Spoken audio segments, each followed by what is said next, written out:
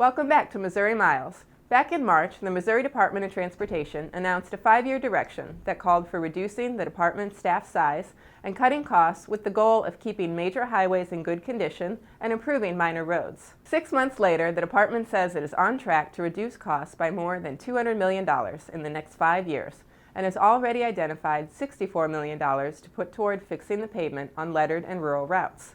In addition, MoDOT Director Kevin Keith said his department is taking a hard look at its maintenance operations, including snow removal, signing, striping, mowing, and pavement maintenance.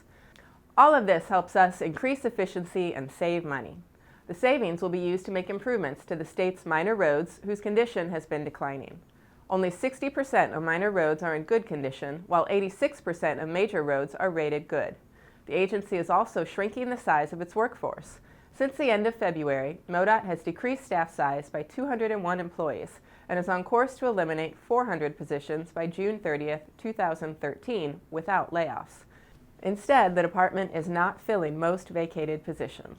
We are seeing more and more of them across the country. Truck drivers carrying massive oversized loads, also called superloads. Although these superloads can sometimes be annoying for the traveling public, they are still playing a major part in our economy. Wind farms like Lost Creek in western Missouri are popping up all across the country. These massive wind turbines help produce clean energy for everyone. Wind and renewables as a whole are very important to the world because we need to attempt to cancel out these bad carbons and pollutants that we're putting in the air, and the clean renewable type energies help do that. But how do these big turbines get to the wind farm? Well, that is where MoDOT comes into play. These turbines are broken down into a few pieces, but those pieces are still enormous in size. And these are like over length, over width, over height, over weight. Everything about them is over. I mean, there's nothing standard about them. They're not designed to be on the road. So you guys had to check all the routes to make sure everything could work. So MoDOT works hand in hand with companies to make sure these superloads can make it to their destination safely.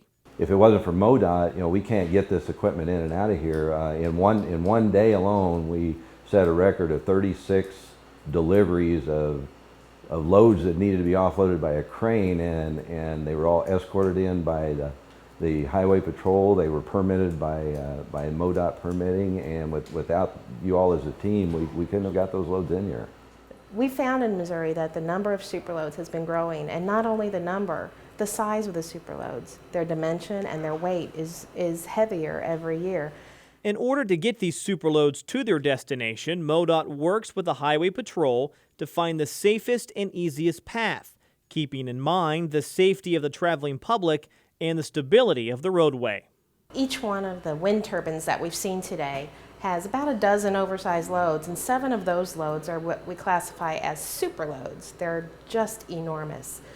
And what's really important is that everybody at MoDOT work as a team to study the roads and the bridges and try to make a route that's convenient for both the company that's making the shipment and the motoring public. We want to make sure everyone is safe and that we help these companies meet their deadlines so that they can be economically successful. In the end, we want to make sure that everyone's happy. All in all, it was a team effort to get Lost Creek off the ground, and MoDOT played a major part. The kcICON project in downtown Kansas City has been selected as the top road project and the 5th best bridge project of 2010 by Roads and Bridges, a national transportation industry magazine. Each year, the magazine sponsors a top 10 roads and a top 10 bridges competition. Road or bridge projects have to be in the design or construction phases within the past 18 months to be considered. Winners are determined by the magazine's editorial staff. Roads and Bridges praised the design-build process for giving the project the flexibility necessary to modernize the downtown corridor while still abiding by a strict $245 million budget. The new Christopher S. Bond Bridge will be featured in the November issue for ranking 5th in the Top 10 Bridges competition. Well, that's all the time we have for this month's edition of Missouri Miles. We hope you enjoyed your walk along the Katy Trail while raising awareness for the Fallen Workers Memorial. And your look at just how a diverging diamond interchange works. Thanks for watching, and we'll see you next time on Missouri Miles.